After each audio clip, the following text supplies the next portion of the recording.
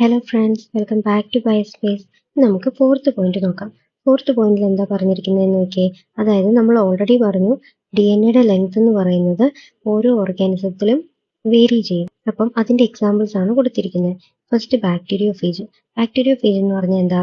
അതായത് വൈറസസ് എന്ന് പറയുന്നത് 3 ടൈപ്പ് ഉണ്ട്. ആനിമൽസിനെ അറ്റാക്ക് ചെയ്യുന്ന വൈറസസ് ഉണ്ട്, അതേപോലെ പ്ലാന്റ്സിനെ അറ്റാക്ക് ചെയ്യുന്ന വൈറസസ് ഉണ്ട്, ബാക്ടീരിയനെ അറ്റാക്ക് ചെയ്യുന്ന വൈറസസ് ഉണ്ട്. ഈ ബാക്ടീരിയനെ അറ്റാക്ക് ചെയ്യുന്ന വൈറസസിനാണ് നമ്മൾ ബാക്ടീരിയോഫേജ് വൈറസ് എന്ന് പറയുന്നത്. ബാക്ടീരിയോഫേജ് വൈറസ്, അങ്ങനെ ഒരു വൈറസ് ആണ് ബാക്ടീരിയോഫേജ് 5X174. അത് എന്ന് പറയുന്നതിൽ 5386 ന്യൂക്ലിയോടൈഡ്സിന്റെ അത്രയും നീളമാണ് ഒരു സിംഗിൾ സ്റ്റാൻഡേർഡ് DNA ഉള്ളത്. നമുക്ക് ഓൾറെഡി അറിയാം വൈറസസിൽ എയ്തർ DNA ഓർ RNA ആണ് ഉള്ളൂ. ഏത് DNA ഓർ RNA രണ്ടും കൂടിയിട്ട് ഒരിക്കലും വൈറസസിൽ ഉണ്ടാവില്ല.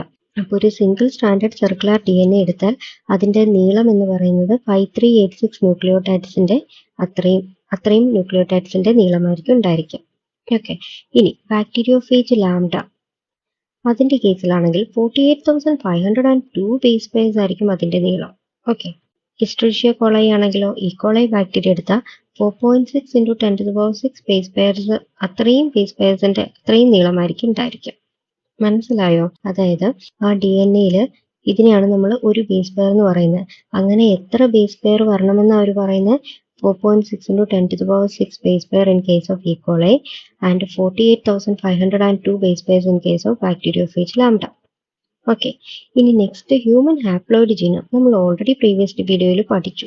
ഹ്യൂമൻ ഡിപ്ലോയിഡ് സെൽ എടുത്തു കഴിഞ്ഞാൽ അതിൻ്റെ അകത്ത് എത്ര DNA എന്ന് പറയുന്നത് എത്ര ബേസ് പെയർസിന്റെ നീളമാണ്? 6.6 into 10⁹ ബേസ് പെയർസ്.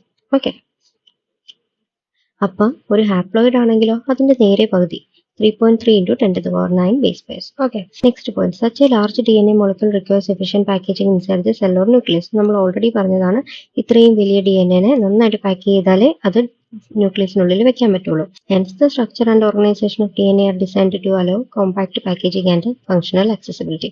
അതുകൊണ്ട് തന്നെയാണ് നല്ല രീതിയിൽ ഓർഗനൈസ് ചെയ്ത് തന്നെ DNA ന്യൂക്ലിയസിനുള്ളിൽ വെച്ചിരിക്കുന്നത്.